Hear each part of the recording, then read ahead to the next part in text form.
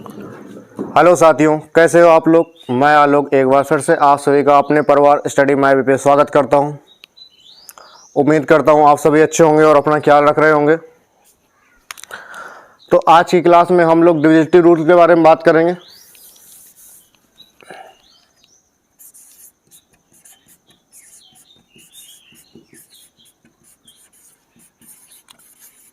मतलब भाज्यता का नियम।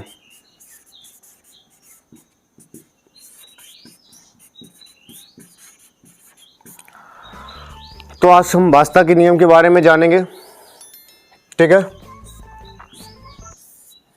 तो भाज्यता के नियम में सबसे पहले हम बात करते हैं जीरो की, कि जीरो का डिवाइड रूल क्या कहलाता है या जीरो के भाज्यता का नियम क्या कहलाता है। आप सभी को पता है कि अगर हम भाज्यता के नियम की बात करें तो होता क्या है कि अगर नॉर्मल देखें कि जैसे 9 लिखा है और 9 में हमने 3 से डिवाइड किया तो कितनी बार गया, 3 बार। यहाँ पर 12 लिखा है, हमने 4 से डिवाइड किया, कितनी बार गया, 3 बार। यही होता है आपका, इसी प्रकार कर देते हो आप सभी भाग। तो अब अगर ध्यान दें तो अगर इन दो संख्याओं का आपस में मल्टीप्लाई करते हैं हमें कौन संख्या मिल जाती है, ये ऊपर वाली संख्या मिल जाती है। अगर मैं इन दोनों संख्याओं का आपस में मल्टीप्लाई कर दूं तो हमें कौन संख्या मिल जाती है, ऊपर वाली संख्या मिल जाती है, ठीक है। तो अब अगर हम जीरो की बात करें कि जीरो में हम किस संख्या से भाग करें ताकि हमें यहाँ क्या मिल जाए, ये वाली संख्या मिल जाए। यानी सपोज करो जीरो में हमने 1 से भाग किया, कितने से भाग किया, 1 से भाग किया, तो कितनी बार भाग जाएगा कि हमारी ये ऊपर वाली संख्या मिल जाए। आप सभी कह सकते हो 0 बार। कितनी बार, 0 बार, क्योंकि जीरो में 1 का मल्टीप्लाई करेंगे तो कितना आएगा, 0। और देखते हैं जीरो में अगर हम 5 से डिवाइड करें तो कितनी बार, 0 बार। तो कितनी बार, 0 बार। जीरो में अगर 7 से डिवाइड करें तो कितनी बार, 0 बार। यानी मैं कह सकता हूं कि जीरो में किसी भी संख्या से भाग देने पर भाग चला जाएगा। जीरो में किसी भी संख्या से भाग देने पर क्या हो जाएगा, भाग चला जाएगा। तो फिर बात आती है कि इन्फिनिटी कब आता है। तो क्या बात आती है कि इन्फिनिटी कब आता है। इन्फिनिटी कितना आता है कि अब अगर हम जीरो से किसी संख्या में भाग करें, किससे भाग करें, जीरो से किसी संख्या में भाग करें। जैसे एग्जाम्पल के तौर पे समझे कि जैसे हमने 5 में भाग किया जीरो का, कितने का भाग किया, 5 में भाग किया जीरो का, तब वही बात आएगी कि यहां पर क्या आना चाहिए, क्या बात आएगी कि इस जगह हम कौन सी संख्या रखें कि उन दोनों का मल्टीप्लाई करने पर हमें यहां पर क्या मिल जाए, 5 मिल जाए। कितना मिल जाए, 5 मिल जाए। तो आपको पता है कि हमें ऐसी कोई संख्या नहीं है कि जिसका हम जीरो मल्टीप्लाई करने में क्या मिल जाए, कोई डिजिट मिल जाए। तो हम ये मान के चलते हैं कि हो सकता है ऐसी कोई बहुत बड़ी संख्या हो, या हो सकता है इन्फिनिट पे जाके ऐसी बहुत बड़ी संख्या हमको मिल जाए जिससे जीरो मल्टीप्लाई करने हमें वो क्या दे, कोई डिजिट दे। इसीलिए हम इसको कितना मान के चलते हैं, इन्फिनिट मान के चलते हैं। क्या मान के चलते हैं, इन्फिनिट मान के चलते हैं, ठीक है। तो अब बात आती है कि अपरिभाषित कब होता है। आपने देखा कि अगर हम जीरो में किसी संख्या से भाग करते हैं वो 0 टाइम्स चला जाता है, यानी जीरो में प्रत्येक संख्या का भाग चला जाएगा। लेकिन जीरो से अगर किसी संख्या में भाग करेंगे तो वो भाग नहीं जाएगा, ठीक है। वो कितनी बार जाएगा, इन्फिनिट टाइम्स, ठीक है। अब अगर बात की कि अपरिभाषित कब होता है, डिटरमाइंड कब होता है, तो देखें डिटरमाइंड कैसे होती है। जीरो में अगर हम भाग करें जीरो का, कितने का भाग करें, जीरो में अगर हम भाग करें जीरो का।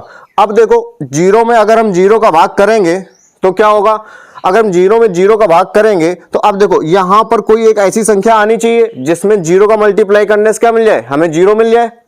क्या मिल जाए, जीरो मिल जाए। तो अब बताओ, अब यहां पर मैं कह सकता हूं कि एक अगर मैं जीरो का मल्टीप्लाई करेंगे तो हमें क्या मिल जाएगा, जीरो मिल जाएगा। हम कह सकते हैं हम 2 में मल्टीप्लाई करें तब भी मिल जाएगा। हम कह सकते हैं 3 में मल्टीप्लाई करें तब भी मिल जाएगा। अगर हम 4 में मल्टीप्लाई करें तब भी मिल जाएगा।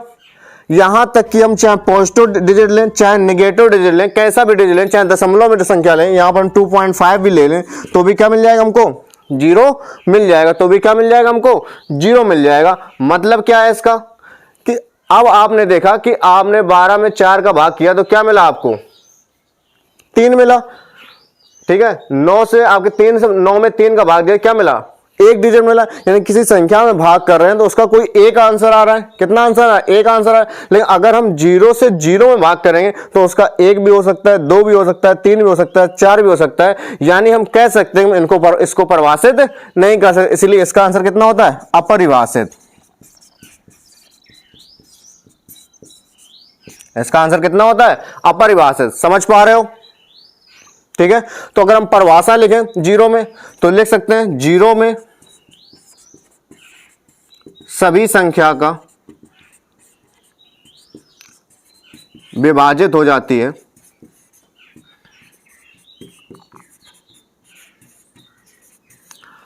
केवल जीरो को छोड़कर।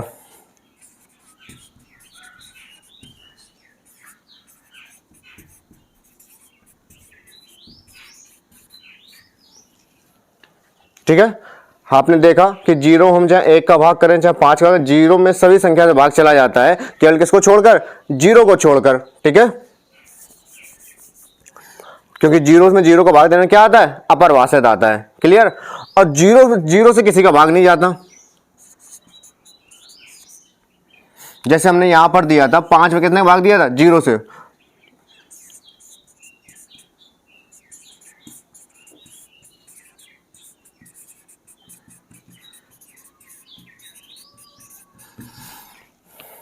समझ पाए? क्लियर है बात? जीरो का डिवाइड रूल समझ गए? ठीक है, अब बात करते हैं एक के डिवाइड रूल की, कि एक का डिवाइड रूल क्या कहता है।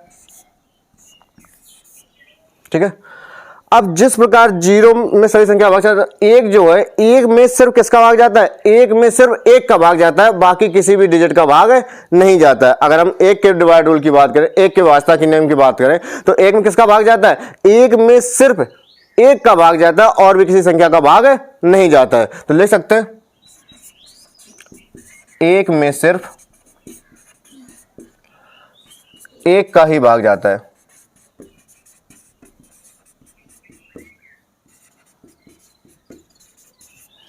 ठीक है, आपने जीरो का नियम समझा, एक का नियम समझा कि एक में सिर्फ कितने का भाग जाता है? एक का भाग जाता है। रोको,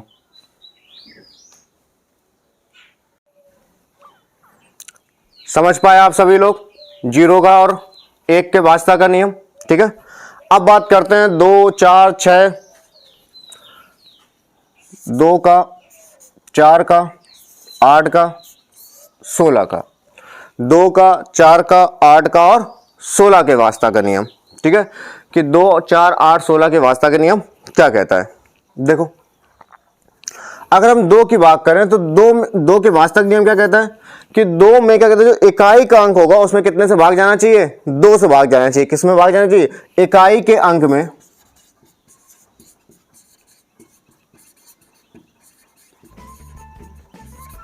दो से भाग। ठीक है, इकाई के अंक में कितने से भाग चला जाए? दो से भाग चला जाए तो वह संख्या कितने से डिविजिबल हो जाएगी? दो से डिवाइड हो जाएगी। कितने से डिवाइड हो जाएगी? दो से डिवाइड हो जाएगी। अगर हम चार की बात करें कि चार में क्या है, तो अंतिम दो अंकों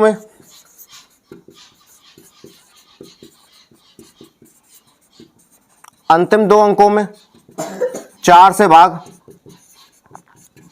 ठीक है, और आठ की बात की जाए तो अंतिम तीन अंकों में 8 से भाग, और 16 में अंतिम 4 अंकों में 16 से भाग।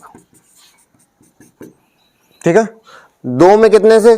दो में इकाई के अंक में या एक में लास्ट अंक में किसमें भाग जाना चाहिए? दो से भाग चला जाना चाहिए। चार में लास्ट के दो अंकों में भाग चला जाना चाहिए, 4 का भाग चला जाना चाहिए। 8 में लास्ट के 3 अंकों में कितने से भाग चला जाना चाहिए? 8 से भाग चला जाना चाहिए। और 16 में कितने से? 4 से। आगे भी बना सकते हैं, 32 कर सकते हैं। 32 में 5 से लेंगे, 32 का पूछा नहीं जाएगा पेपर में। ठीक है, अब देखो ऐसा क्यों कह रहे हैं कि आपको भी पता है कि अगर हम दो की बात करें, कोई संख्या ले लें, अगर हमने ये संख्या ले ली 3, 4, 5, 6, तो देखो लास्ट में कितना है? 6। लास्ट में कितना है? 6। और जब लास्ट में 6 है तो 6 में क्या होता है कि ये संख्या कैसी है? सम। तो 2 से डिवाइड हो ही जाएगी, हो जाएगी नहीं हो जाएगी? और तो ये संख्या कितने से विभाजित हो जाएगी? 2 से। लेकिन अगर हम इसके लास्ट में कितना लगा दें? 0 लगा दें। कितना लगा दें? 0। तो अभी आपने देखा जीरो को वास्तव में हमने आपको पढ़ाया और उसमें आपने देखा कि जीरो में किसी भी संख्या से भाग देने में क्या होता है? भाग चला जाता है। जीरो हम किसी भी संख्या का भाग करें तो उसमें क्या होता है? भाग चला जाता है। क्लियर है? तो इसीलिए दो में किसका? दो में एक अंक की बात करते हैं, 4 में हम अंतिम 2 अंकों की बात करते हैं, 8 में 3 की और 16 में 4 अंकों की बात करते हैं। कितने अंकों की बात करते हैं? 4 अंकों की बात करते हैं। ठीक है, अब देख लेते हैं इस पे सवाल कैसे आता है। ठीक है। आपने देखा होगा कि हमने जो पिछले एक वीडियो बनाया था इकाई के अंक में, उसमें हम क्या करते थे, जब भाग देते थे तो लास्ट के 2 अंकों को देखते थे। 4 में कितने अंकों को देखते थे, लास्ट के 2 अंकों में। जैसे हमने ये संख्या लिख दी, यही संख्या ले लेते हैं कि बताओ इस संख्या में भाग 4 का भाग जाएगा कि नहीं। तो हमने देखा कि इसके अंतिम के अंक क्या है, 60। अंतिम अंक कितना है, 60। तो जो अंतिम अंक 60 है, तो 60 में अगर 4 का भाग जा रहा है तो ये पूरी संख्या कितने से विभाजित हो जाएगी, 4 से विभाजित है। कितने से विभाजित हो जाएगी, 4 से। ठीक है।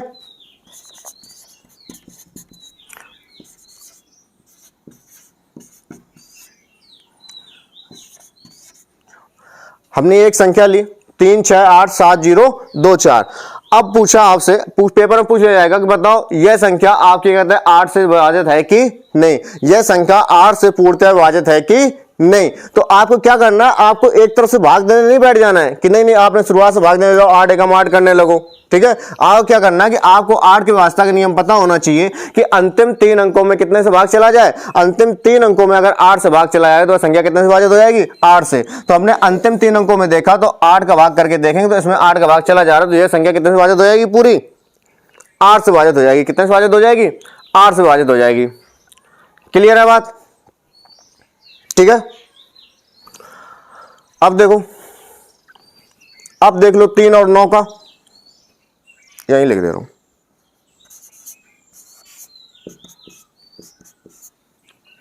ठीक है। 2 4 8 16 के वास्ता के नियम आप लोग समझ गए होंगे।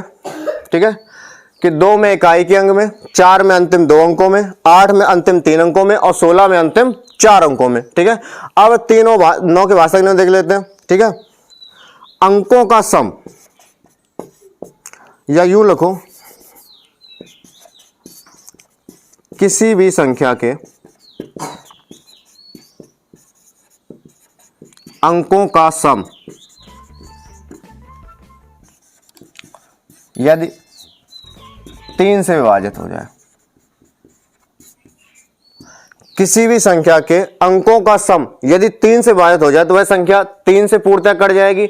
और अगर किसी भी संख्या के अंकों का क्रम 9 से अंकों का योग, सॉरी, कितने से विभाजित हो जाए, सम अंकों का योग कितने से विभाजित हो जाए, 9 से विभाजित हो जाए, तो वह संख्या कितने से विभाजित हो जाएगी, 9 से विभाजित हो जाएगी। कितने से विभाजित हो जाएगी, 9 से विभाजित हो जाएगी। अब बात करते हैं 3 पे 9 पे, तो क्या ये रूल 27 अप्लाई होता है कि नहीं होता है, तो ये रूल 27 अप्लाई बिल्कुल भी नहीं होता है। क्योंकि आप देखो, जैसे हमने संख्या ले ली 54, कितनी ले ली, 54, तो इनका योग कितना है, 5 4 9, इसका योग कितना है, 5 4 9, और ये संख्या कितने से कटती है, 27 से पूर्णतः कट जाती है। कितने से कट जाती है, 27 से पूर्णतः कट जाती है। अब ऐसा होता क्यों है कि ये संख्या 3 और 9 में आपके अंकों का सम 3 से और 9 से। तो मान लेते हैं कि हमारी 2 संख्याएं हैं, यहां पर लिख दे रहा हूं। हमने मान ली कोई संख्या एक्स वाई है, कोई संख्या क्या है, एक्स वाई है। अब संख्या को अगर हमने एक्स वाई माना तो मैं इसको कैसे लिख सकता हूं, 10x प्लस वाई। क्या लिख सकता हूं, 10x प्लस वाई। क्या लिख सकता हूं इसको, 10x प्लस वाई। अब मैं 10x से क्या करता हूं कि इसको मैंने लिख दिया 9x plus x plus Y. हमने क्या लिख दिया, 9x plus x plus Y. अब देखो कि जो ये 9x है ये तो आपका 3 से भी कटेगा और 9 से भी कटेगा। ये जो 9x है कितने से कटेगा, ये 3 से भी कटेगा और 9 से भी कटेगा। और ये एक्स वाई लिखा है, अब अगर इनका योग कितने से कट रहा है, 3 से कट रहा है, तो ये संख्या कितने से कटेगी, 3 से कटेगी। और अगर इनका योग 9 से कट रहा है तो ये संख्या कितने से कटेगी, 9 से कटेगी। और ये x प्लस वाई है क्या, इन संख्याओं का सम, ये x प्लस वाई है क्या, इन दोनों संख्याओं का सम। समझ पाए। हम 3 संख्या भी लेके चेक कर सकते हैं। देखो हमने ले ली x y z, 3 संख्या हमने ले ली x y और z। अब इनको हम कैसे ले सकते हैं, 100x प्लस 10y प्लस के z। क्या ले सकते हैं, 100x प्लस के 10y प्लस का z। अब देखो 100 को मैं क्या ले सकता हूं, 99x प्लस इसको क्या ले सकता हूं, 9y। अब यहां से एक x निकल गया, यहां से एक y निकल गया और यहां से एक z। अब ये देखो, ये संख्या तो हमारी 3 से भी कटेगी और 9 से भी कटेगी। किससे कटेगी? ये संख्या 3 से भी कट जाएगी और 9 से भी कट जाएगी। लेकिन अगर जो पीछे लिखा है एक्स वाई जेड, अब अगर इन तीनों संख्याओं का सम कितने से कट रहा है? 3 से कट रहा है, तो वह संख्या कितने से कटेगी? वह संख्या 3 से कटेगी। और अगर इन तीनों संख्याओं का सम किससे कट रहा है? 9 से कट रहा है, तो वह संख्या कितने से कटेगी? 9 से कटेगी। इसीलिए 3 और 9 के वास्ता का नियम क्या होता है कि किसी भी संख्या के अंकों का सम यदि 3 से विभाजित है तो वह संख्या कितने से कट जाती है? 3 से कट जाती है। और अगर किसी भी संख्या के अंकों का सम 9 से विभाजित है तो वह संख्या कितने से कट जाएगी? 9 से कट जाएगी। समझ पा रहे हो आप सभी? क्लियर है इतनी सी बात? ठीक है, तो आपने डिवाइड रूल देखा 0 का, 1 का, 2, 4, 8 और 16 का। ठीक है, और 3 और 9 का। अगर हम 6 की रूल की बात करें, ठीक है, वैसे 6 का रूल कुछ नहीं, इन्हीं से मिलके बना है। ठीक है, अगर हम 6 की रूल की बात करें तो 6 का नियम क्या कहता है कि किसी भी संख्या में यदि 2 व 3 का भाग चला जाए या 2 या 3 के भाजता का नियम लग जाए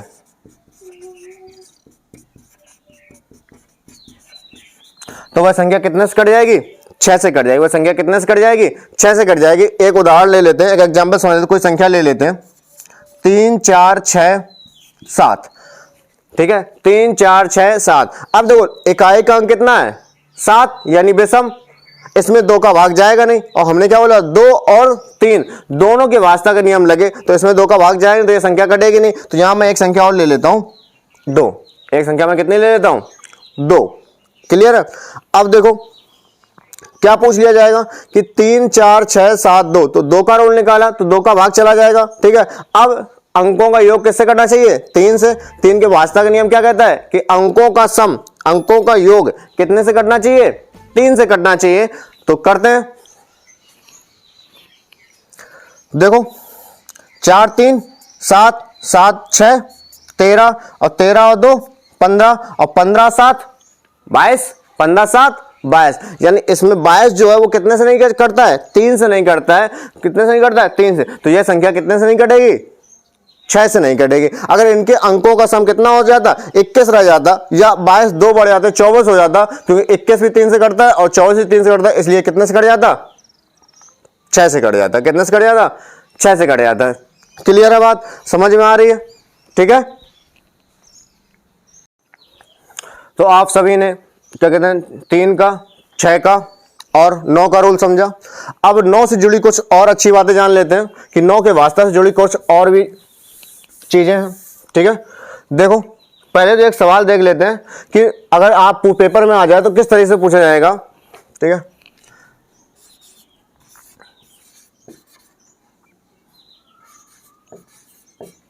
जैसे एक संख्या लिखी है 3, 6, 8, x 3 और 5, और पूछ लिया जाए कि बताओ यह संख्या अगर 9 से पूर्णतः विभाजित है तो यहां पर x का क्या मान होगा, या ये पूछ लिया जाए कि x के कितने मान पॉसिबल हैं। क्या पूछ लिया जाए? या ये पूछ लिया जाए कि x का क्या मान होगा, या ये पूछ लिया जाए कि x के कितने मान पॉसिबल हैं।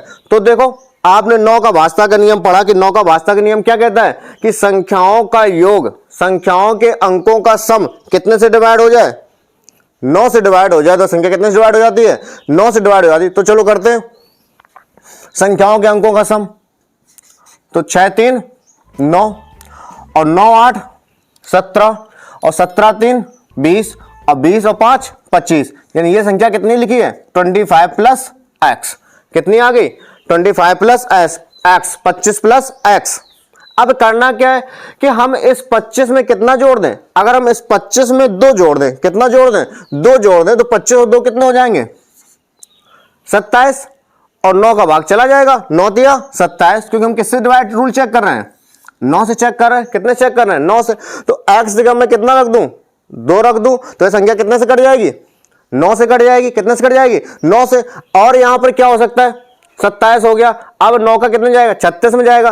तो ये 36 से कितना कम है? अगर हम 36 से बात करें तो ये 36 से कितना कम है? 11। 36 से कितना कम है? 11।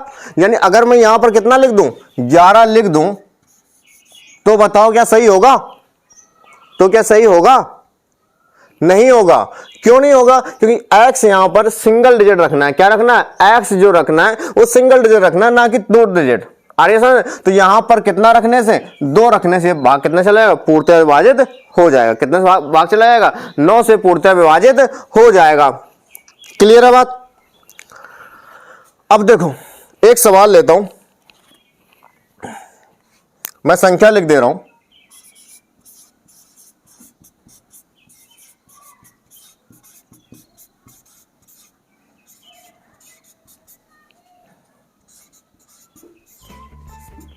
ये कोई संख्या ले ली, इसका मैं मल्टीप्लाई किए दे रहा हूं आपके सामने मोबाइल से ही।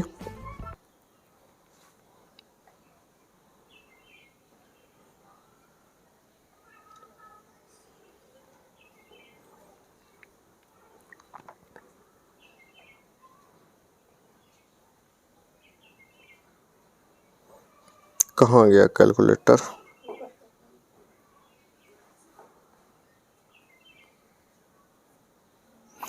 हाँ, कितना दिया है?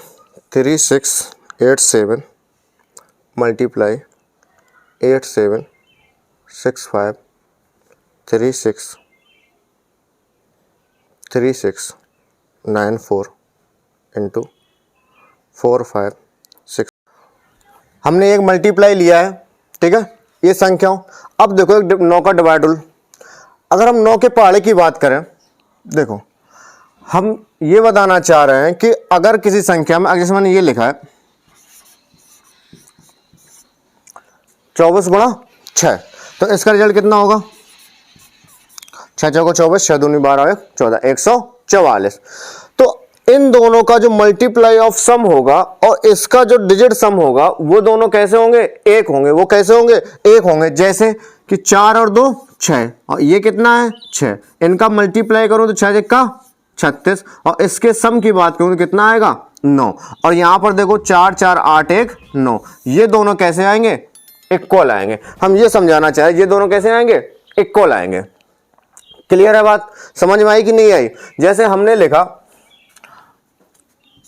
16 गुणा 6, तो इसका सम कितना है? 6 1 7, और ये कितना है? 6, तो 7 6 42, और 4 और 2 6, इनका सम कितना आएगा? 6 आएगा। और 16 चिक्का कितने होते हैं? 96, तो 9 6 15, और इनका सम कितना आया? 6। तो जो ये सम है इनका, डिजिट ऑफ सम है, ये कैसा आएगा? इक्वल आएगा। डिजिट ऑफ सम कैसा आएगा? इक्वल आएगा। क्लियर बात? होता क्या है, कभी कभी सवाल में बहुत ज्यादा कैलकुलेशन होती है, तो हम लास्ट में जो कैलकुलेशन होते हैं वो इसी तरीके से 9 के रूल से ही हम क्या कहते हैं, लास्ट में सीधे ऑप्शन को चेक कर सकते हैं। यानी जो लास्ट में आपके ऑप्शन होंगे उनमें आपको ज्यादा कैलकुलेशन करने की जरूरत नहीं पड़ेगी। इस तरीके से आप बहुत ही आसानी से उनको सॉल्व कर सकते हैं। क्लियर है बात? अब देखिए, अब इसमें आपको याद क्या करना है, जैसे हमने लिखा ये 24, जैसे हमने ये लिखा 24, तो आपको पता है कि इसका सम कितना है? 6। इसका डिजिट ऑफ सम कितना है? 6। और अगर मैं इसमें 9 जोड़ दूं, क्या कर दूं? 9 जोड़ दूं, तो इसके डिजिट ऑफ सम पे कोई फर्क नहीं पड़ता है। जैसे हमने देखा 4 2 6 और 9 6 15, और 5 1 6। क्लियर है बात? जैसे हमने लिखा 16, ठीक है, और इसमें हमने 2 9 जोड़ दिए। कितने 9 जोड़ दिए? 2 9 जोड़ दिए। तो जोड़ो 9 6 15, और 15 1 16, और 16 और 9 9 6 25, ठीक है, कितना आया? 25, और 5 2 7, कितना आया? 7। अब देखो अगर हम 16 की बात करें तो 16 का डिजिट ऑफ सम कितना था? 6 1 7, और हमने कितने 9 जोड़ दिए? 2 9 जोड़ दिए, तब भी इसके डिजिट ऑफ सम पे कोई फर्क नहीं पड़ा। तब भी इसके डिजिट ऑफ सम पे कोई फर्क नहीं पड़ा। तो आपको याद क्या रखना है? आपको एक ये बात याद रखनी है कि किसी भी संख्या में अगर हम 9 जोड़ते हैं तो उसके डिजिट ऑफ सम पे कोई भी फर्क नहीं पड़ता है। ठीक है, पहली बात। और दूसरी बात कि अगर मैंने 9 में किसी भी संख्या का मल्टीप्लाई करूं, जैसे हमने 9 में 9 गुणा 1 किया तो कितना आएगा? 9। 9 गुणा 2 किया तो कितना आएगा? 18। 9 गुणा 3 27, और 9 गुणा 4 36। तो देखो इनका सम कितना है? 9। 8 1 9, 7 2 9, 6 3 9। यानी अगर किसी भी संख्या में 9 का मल्टीप्लाई है तो उस संख्या का डिजिट ऑफ सम सदैव कितना होगा? 9 ही होगा। सदैव कितना होगा? 9 ही होगा। ठीक है, तो आपको दो याद रखिए कि 9 लगाने से डिजिट ऑफ सम पे कोई फर्क नहीं पड़ता है, और अगर किसी में 9 का मल्टीप्लाई है तो उसका डिजिट ऑफ सम कितना आएगा? 9 ही आएगा। अब इस सवाल की बात करते हैं, ध्यान से समझिएगा। ठीक है, अब देखो अगर हम डिजिट ऑफ सम की बात करें तो 6 3 9, तो अभी आपने देखा कि अगर 9 लिखा है तो 9 लगाने से कोई फर्क नहीं पड़ेगा। ठीक है, तो हम 6 3 9, 6 और 3 9 हटा दें तो 8 7 15, और 15 में 5 1 6, इसका डिजिट ऑफ सम कितना आया? 6। कितना आया? 6। इसकी बात करें तो देखो 6 5 11, और 11 और 7 18, 11 7 कितने? 18, और 18 9 दूनी 18, 9 से कट जाएंगे तो ये तीनों हट गए, तो इसका डिजिट ऑफ सम कितना आया? 8। अब देखो ये 9 तो लिखा है, 9 हटा दो, 6 3 9, इसको भी हटा दो, तो इसका डिजिट ऑफ सम कितना आएगा? 4। अब इसकी देखो 5 4 9, ये हटा दो, अब यहां कितना लगा? 6, और यहां कितना लगा? 7, तो 6 3 9, कितना बचा? 4 बचा। कितना बचा? 4। ठीक है, अब देखो 6 8 4 और 4 मल्टीप्लाई करो। अब मल्टीप्लाई ऐसा नहीं लगातार करना है, किन्हीं भी दो का कर लो। 8 6 48, कितना आया इनका? 48, और इसका कितना आया? 4 चौको 16, इनको फिर से जोड़ दो। 6 1 7 8 4 12, और या इससे निकाल दो 8 1 9, कितनी बची? 3। कितनी बची? 3, तो इसका कितना है? 3, तो इसका मल्टीप्लाई कर दो। ठीक है, 7 3 21, और 21 2 1 3, यानी इसका डिजिट ऑफ सम कितना आया? 3। इसका डिजिट ऑफ सम कितना आया? 3। तो जो आंसर होगा उसका डिजिट ऑफ सम कितना होगा? 3 ही होगा। जो आंसर होगा उसका डिजिट ऑफ सम कितना होगा? 3 ही होगा। चेक करते हैं, तो चेक करने का तरीका सबसे पहले आप क्या करो? सारे 9 हटा दो, जितने भी 9 हैं, 1 2 3, ठीक है, और कर दो 5 4 9, और कर दो 6 3 9, और कोई 5 4 9, 6 और 3 9। अब देखो क्या बचा? अब 1 बचा, तो 7 1 8, और 8 4 12, और 12 में से 9 चली गई, कितना बचा? 3। तो देखा आपने कि अगर इस तरीके से आप क्वेश्चन के लास्ट में कैलकुलेशन को बहुत आसानी से हद से ज्यादा कम कर सकते हैं। क्लियर है बात? यानी आपने देखा कि आपका जो मल्टीप्लाई ऑफ सम है और जो डिजिट ऑफ सम है वो दोनों कैसे आने चाहिए? इक्वल आने चाहिए। क्या आने चाहिए? इक्वल।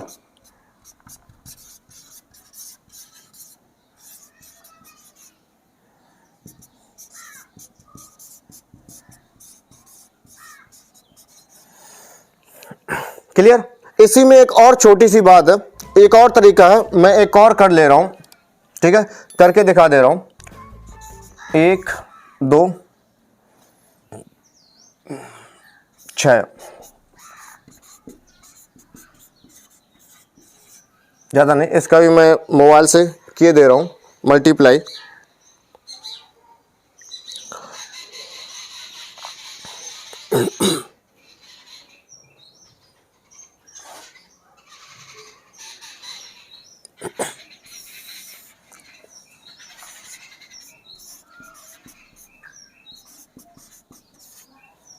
ठीक है, ये आएगा।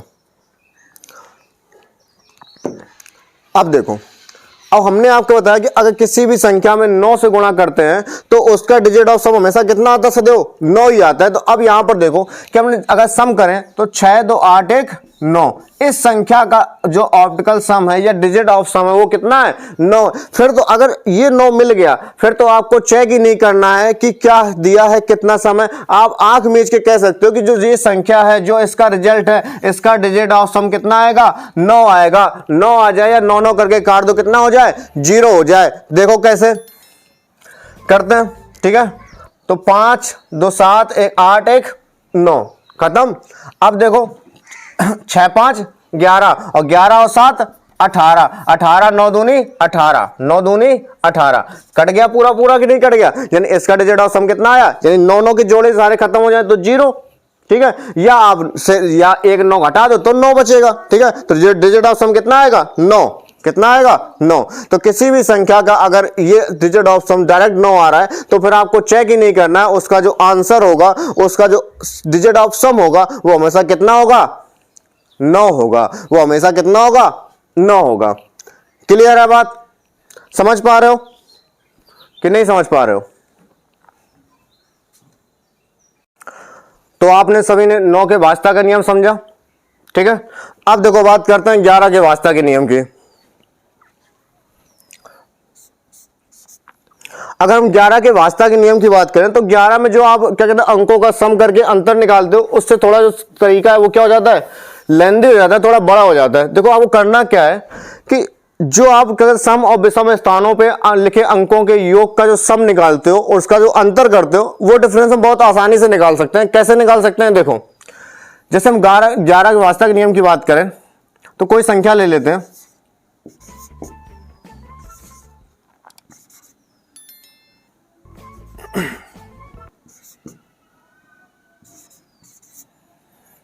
ये एक संख्या ले ली 3 5 8 7 4 3, ठीक है। अब देखो ये संख्या 11 से विभाजित है कि नहीं, तो आपको क्या करना है कि चाहे आप इधर से अंतर लो और चाहे आप इधर से अंतर लो, किसी भी तरह से ले सकते हो, आपस में दो अंकों का, इन दोनों का अंतर 3 से 4 चला गया, कितना आया माइनस का 1। 7 से 8 चला गया, कितना आया माइनस का 1। और 5 से 3 चला गया, कितना आया 2। 5 से 3 चला गया, कितना आया 2। और ये जो निकल के आता है, यही क्या निकल के आता है, डिफरेंस निकल के आता है, यही आपका क्या निकल के आता है, अंतर निकल के आता है। तो आप जरा देखो इनको जोड़ के, तो 2 माइनस प्लस का और 2 माइनस का कितना हो गया 0। अब 0 में भाग जाता है कि नहीं जाता है 11 का, चला जाएगा। अभी आपने 0 का वास्तविक नियम देखा, तो ये संख्या कितने से कट जाएगी, 11 से कट जाएगी। भाग देके देख लो, 11 33, कितनी बची 2, कितनी हो गई 28, 11 दूनी 22, कितनी आई 6, कितनी हो गई 67, 11 पचे 55, ठीक है। 11 पचे 55 और 5 सॉरी 67, 11 चिक्का 66, कितनी आई 1, और 11 एकम 11 और 3 11 आई 33। चला गया भाग पूरी तरीके नहीं चला गया। अब पेपर में किस तरीके से पूछा जा सकता है, पेपर में इस तरीके से आ सकता है कि अगर ये पूछ लिया जाए कि 3 6 8, एक और सवाल ये ले रहा हूं, x 4 5, ये पूछ लिया जाए कि बताओ ये संख्या आपके 11 से डिवाइड है कि नहीं। तो अभी हमने इस तरफ से अंतर किया, अब हम इस तरफ से अंतर करके देख ले रहे हैं, ठीक है। अब देखो कि 3 से 6 चला गया, कितने का अंतर है -3 का, और ये कितने का है 8 माइनस एक्स का, और ये कितने का है आपका 4 से 5 चला गया -1 का। तो ये चीज क्या निकल गया है आपकी, डिफरेंस निकल गया है। क्या निकल गया है, डिफरेंस। तो जोड़ो कितना हुआ, माइनस का 3 और माइनस से 3 और 1 4, तो 8 से 4 चलिए कितना बचा 4 माइनस एक्स, कितना बचा 4 माइनस एक्स। अब होना क्या चाहिए कि अगर संख्या 11 से डिविजिबल है तो आना क्या चाहिए डिफरेंस, जो डिफरेंस है आपका क्या आना चाहिए, या तो 0 आए, या तो 11 आए, या 22 आए, या 33 आए, तभी तो संख्या 11 से डिवाइड होगी कि नहीं होगी। तो x के स्थान पर मैं क्या रखूं, या तो 11 आ जाए या 4 आए, तो 0 ही बना लेते हैं। तो x के स्थान पर मैं क्या रख दूं 4 रख दूं, यानी कि यहां पर कितना आ जाए 4 आ जाए, तो वह संख्या कितने से विभाजित हो जाएगी 11 से विभाजित हो जाएगी। कितने से विभाजित हो जाएगी 11 से विभाजित हो जाएगी। समझ पा रहे हो आप सभी लोग, ठीक है। अब देखो 7 11 और 13 के कंबाइंड रूल की बात कर लेते हैं, ठीक है। 7 11 13,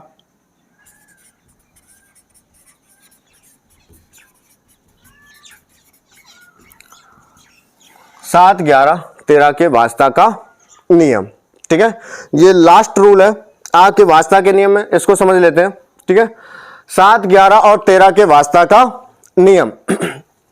अब देखो होता क्या है कि अगर संख्याएं आपके 3 3 के ग्रुप में आ जाएं, जैसे मैं लिख दूं 659 और 600 कितना लिख दूं 34, 600 ये मिला के लिखिए, ठीक है। तो अब देखो इनको हम 3 3 के पेयर में बना लेते हैं, ठीक है। 3 3 के पेयर बना लिया और इनका हम डिफरेंस देख लेते हैं कि इनका डिफरेंस कितना है। तो 9 6 4 चलिए कितना आया 5, और 5 से 3 चलिए कितना आया 2, कितना आया 2 25, ठीक है।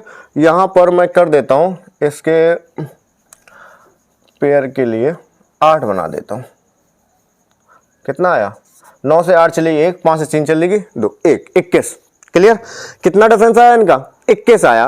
तो देखो हम क्या करते हैं, आपसे पूछा जाएगा इस प्रकार एक संख्या आ जाएगी और पूछा जाएगा कि बताओ यह संख्या कितने से डिवाइड है। तो अब हम इनको 3-3 के पेयर बना लेंगे, 3-3 के पेयर बना लेंगे और उनका क्या कर देंगे? डिफरेंस। उनका क्या कर देंगे? डिफरेंस, यानी कि अंतर। और इनका अंतर कितना आया? 21। इनका अंतर कितना आया? 21। यदि अंतर, जो अंतर निकल के आता है वह 7 से कटेगा तो संख्या 7 से कट जाएगी। अंतर 11 से कटेगा तो संख्या 11 से कट जाएगी। अंतर 13 से कटेगा तो संख्या 13 से कट जाएगी। यानी मैं बात करूं 7, 11 और 13 की, तो यह संख्या कितने से कट जाएगी? 7 से कट जाएगी। यह संख्या कितने से कट जाएगी? 7 से कट जाएगी। ठीक है। अब जैसे अंतर आ गया 77, डिफरेंस कितना आ गया? अगर डिफरेंस आ गया 77 तो यह संख्या 7 से कटेगी, 11 से कटेगी और 13 से नहीं कटेगी। अगर अंतर आ गया इनका, इन दो का 65, तो किससे कटेगी? ना 7 से कटेगी ना 11 से कटेगी। कितने से कट जाएगी? 13 से कट जाएगी। आ रही बात समझ नहीं आ रही? समझे? यानी इनका जो डिफरेंस है, इनका जो डिफरेंस 7, 11, 13 तीनों में से जिससे कट जाए, विभाजित हो जाएगी, संख्या उसी से विभाजित हो जाएगी। संख्या किससे हो जाती? उसी से विभाजित हो जाएगी। क्लियर है? अब एक सवाल और आता है, 211, 211। अगर ये संख्याएं समान हैं, अगर ये संख्याएं क्या हैं? समान है, तो इनका अंतर कितना आया? 0। इनका अंतर कितना आया? 0।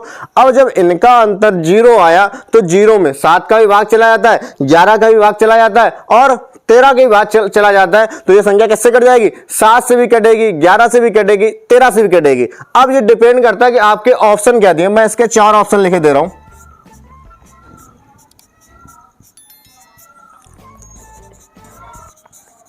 केवल 7, केवल 11, केवल 13, 1001। ठीक है। अब देखो हमने कहा अंतर 21 है, जो अंतर निकल के आता है जिससे कट जाएगा संख्या उससे कटेगी। यदि अंतर क्या कहते हैं? तीनों से 0 आ रहा है तो 0 का वैल्यू क्या कहते हैं? 0 में 7 का भी भाग जाएगा, 11 का भी भाग जाएगा और 13 का भी भाग जाएगा, तो तीनों से कट जाएगी। तो यहां लिखा है केवल 7, केवल 11, केवल 13, तो केवल 7 से नहीं, केवल 11 से नहीं और केवल 13 से नहीं। यह संख्या किससे कटेगी? 7, 11, 13। इन तीनों के एलसीएम यानी 1001 से। इन तीनों का लासा कितना होगा? 1001 से। इन तीनों का लासा कितना होगा? 1001। अब 1001 से क्यों कट रही है यह भी देख लो। हमने क्या किया कि यह संख्या है, इसको हमने तोड़ के लिखा 211 30 प्लस 211। इसको इस प्रकार लिख सकते हैं। ठीक है। और इससे हमने क्या कर लिया? 211 कॉमन कर लिया। इससे हमने क्या कर लिया? 211 कॉमन कर लिया। तो यहां क्या बचा? 1000 और यहां क्या बचा? 1। तो इसको क्या ले सकता हूं मैं? 211 गुणा 1001। क्या ले सकता हूं? 211 गुणा 1001। तो देखो 211 गुणा 1001 तो किससे कट जाएगी संख्या हमारी? 1001 से। ये संख्या किससे कट जाएगी? 1 से। यानी कि अगर 3-3 की संख्याएं रिपीट हो रही हो तो वो संख्या किससे कट जाती है? आपकी 1001 से कट जाती है। किससे कट जाती है? 1001 से। ठीक है। तो अगर 1001 का रूल समझना चाहो तो उसमें संख्याएं क्या हो रही हो? 3-3 की समान संख्याएं क्या हो रही हो? रिपीट हो रही हो। कितने की समान संख्या रिपीट हो रही हो? 3-3 की। यहीं पर 101 का भी आ जाता है, उसमें 2-2 संख्या रिपीट हो रही हो। जैसे 65 तो 65 को हम क्या ले सकते हैं? 65 00 प्लस 65। ठीक है। और यहां से मैं 65 कॉमन कर लूं तो क्या बचा? 100 प्लस 1। तो इसको मैं क्या ले सकता हूं? 65 गुणा 101। तो यह संख्या कितने से कट जाएगी? 101 से। कितने से कट जाएगी? 101 से। कितने से कट जाएगी? 101 से। यानी अगर 2-2 की संख्याएं लगातार रिपीट हो रही हैं, 2-2 डिजिट, तो वह संख्या कितने से कटती है? 101 से। और अगर लास्ट बात करें 10-10-1 की, किसकी बात करें? 10-10-1 की, कि कौन सी संख्याएं आपकी 10-10-1 से डिवाइड होंगी? यदि 2-2 की संख्याओं के कितने डिजिट हो? 6 संख्याएं। कितनी संख्याएं हो? 6। यहां पर 2-2 4 थी, यहां 3 बार थी तो 1001। 2-2 बार हो तो कितनी बार? 101 से। अगर 3 बार है, जैसे मैंने लिख दिया 21, 21 और 21। कितना लिख दिया? 21, 21, 21। तो मैं इसको कैसे ले सकता हूं? 21 कितने जीरो आ गए, 4 जीरो, प्लस 21 कितने जीरो आ गए, 2 जीरो, और प्लस कितना ले सकता हूं 21। अब अगर मैं इससे 21 कॉमन करूं तो कितना बचेगा यहां पे 10,000 प्लस 100 प्लस 1, और मैं अगर इनको जोड़ के लिखूं तो कितना आ जाएगा ये 10 10 1। तो देखा इसके मल्टीपल में कितना आया 10 10 1। तो अगर ये 10 10 1 इसके मल्टीपल हो तो ये संख्या किससे कट जाएगी आपकी 10 10 1 से। किससे कट जाएगी 10 10 1 से। तो क्या कहता है डिवाइड रूल आपके 7 11 13 का कि अगर तीन संख्याओं युग में इनका अंतर अगर 7 से कटेगा तो संख्या 7 से, इनका अंतर 11 से कटेगा तो संख्या 11 से, इनका अंतर 13 से कटेगा तो संख्या 13 से। अगर ये संख्या तीन के युग में समान है और अंतर कितना है 0 से, तो ये 7 11 13 तीनों से कटेंगे, या हम कह सकते हैं किससे कटेगी 1001 से। और अगर यही संख्याएं आपके दो के युग में है, यानी कि दो संख्याएं लगातार रिपीट हो रही, तो संख्या कितने से करती है 101 से। और अगर यही संख्याएं आपकी 3 बार आ जाएं रिपीट होके तो वो संख्या किससे करती हैं 10 10 1 से। उम्मीद करता हूं आपको वीडियो बहुत अच्छा समझ में आया होगा। ठीक है, तो वीडियो को ज्यादा से ज्यादा शेयर करें। थैंक यू, जय हिंद दोस्तों।